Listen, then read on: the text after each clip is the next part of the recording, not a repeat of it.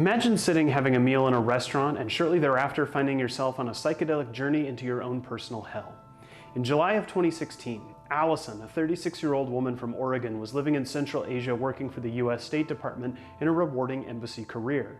She enjoyed the challenging, fast-paced work with foreign dignitaries and becoming fluent in local culture and language. Unfortunately, all of that was about to change. One afternoon, following a light supper with friends, she experienced a dramatic and upsetting feeling in her abdomen. Urgently, she ran to the toilet and had severe cramps followed by watery, loose stool. Diarrhea? At first, she thought she'd eaten something off and that it would pass. After all, she was in a foreign country and constantly trying new dishes and food carts. She went home, took some Imodium, and went to bed early, thinking the next day she'd rise and all would be well. Sadly, this was not to be. Her abdomen had bloated up to the size of a basketball, and in the mirror she looked 8 months pregnant. She was severely nauseous and within moments of getting out of bed, had to once again urgently run to the toilet. She quickly sought attention from the embassy medical staff who ran a suite of tests. Stool analysis came back negative for parasites or bacterial infection, but she was given broad-spectrum antibiotics anyway.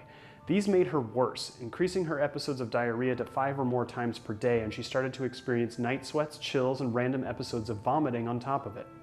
As her guts deteriorated from both the drugs and whatever had started this dumpster fire of a late-night Taco Bell run, her gut-brain axis started to disintegrate, and she began to have severe episodes of panic and mania, followed by rebound depression. She was embarrassed of her condition, and because she was wearing light-colored clothing in the hot climate, became rightfully fearful of the social impact of having an accident in public. She began to isolate and eat only simple carbs for quick energy, rapidly creating a downward spiral of both her gut symptoms and her mental condition. She was afraid that just as she was unable to hold on to anything she ate, she was losing her grip on reality. Venting about this to her sister led to a phone call with a psychologist back home, who told her that anxiety while overseas was normal, she probably just needed to eat more fiber, and she should ask the local medical staff for an antidepressant. The next week, her hair started to fall out in clumps. Unable to continue her work abroad, she put her career on hiatus for medical leave and moved back in with her parents in the US. She saw an infectious disease specialist who ran more tests without being able to find anything wrong. Suspecting an undiagnosed parasite, he gave her, again, multiple additional rounds of antihelminthics and antibiotics, but nothing changed. While her family had been initially welcoming and soothing, she quickly realized that living at home was a burden on her aging parents, and her sister, who had initially been her main line of support, was now deep in her own hole of postpartum depression and was no longer able to make space for her to vent about her continued personal medical trauma.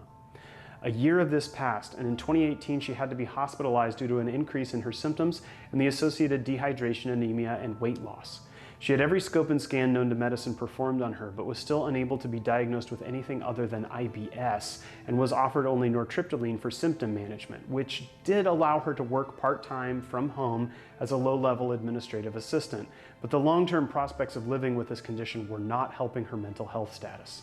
The initial mania had passed, but she continued to have recurring dreams of parts of her body rotting away, and she still needed to use the toilet 5 or more times on most days. Nothing seemed to be helping, but she did notice that eating raw vegetables always made her significantly worse.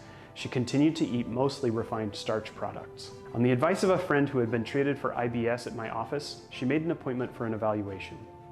While parasite tests are notoriously unreliable, I did find it interesting that the medication she was prescribed to treat the assumption of one had the opposite of its intended effect. What do you think were the causes of this patient's illness? And what do you think we had to do to get her life back? Let me know in the comments, and I'll tell you the answers in part 2.